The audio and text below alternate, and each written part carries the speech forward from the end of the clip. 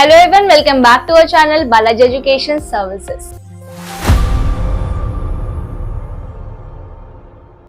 आज के इस वीडियो में हम बात करने वाले हैं महाराष्ट्र के प्राइवेट मेडिकल कॉलेजेस के बारे में।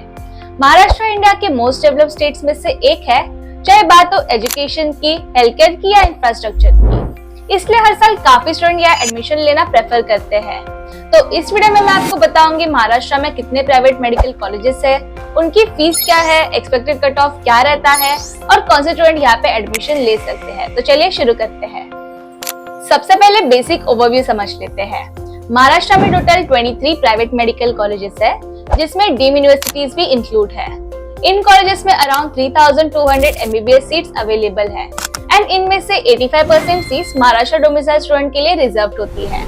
मतलब अगर आप स्टेट कोटा से एडमिशन लेना चाहते हो तो आपके पास महाराष्ट्र डोमिसाइल होना जरूरी है एंड बाकी 15% सीट इंस्टीट्यूशनल कोटा की होती है, जो NRI, OCI या अदर स्टेट स्टूडेंट के लिए ओपन होती है।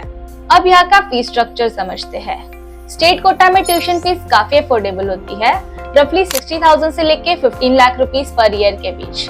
तो टोटल MBBS कॉस्ट या 50 to 90 लाख के आसपास कंप्लीट हो जाता है, including hostel and other expenses.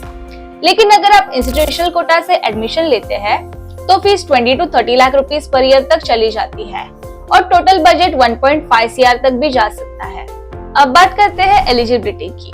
अगर आपके पास महाराष्ट्र डोमिसाइल है तो आप स्टेट कोटा के लिए एलिजिबल हो एंड अगर आपने 10th एंड 12th महाराष्ट्र से किया है या डोमिसाइल है तो दोनों केसेस में भी आप एलिजिबल हो सकते हो।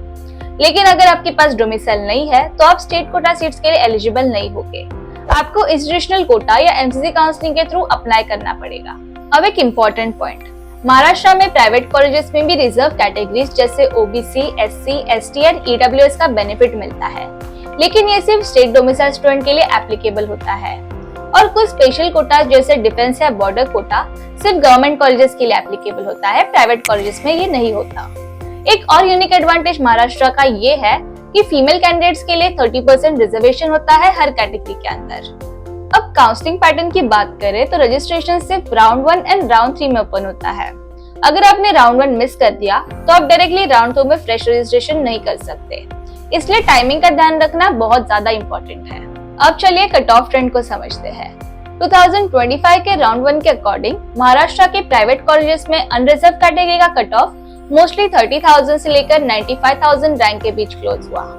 टॉप कॉलेजेस जैसे KJ सोमैया मेडिकल कॉलेज का कट ऑफ अराउंड 33,000 रैंक था, जबकि लोएस्ट कट ऑफ अराउंड 95,000 के आसपास गया। फीस भी काफी वेरिएशंस में आती है।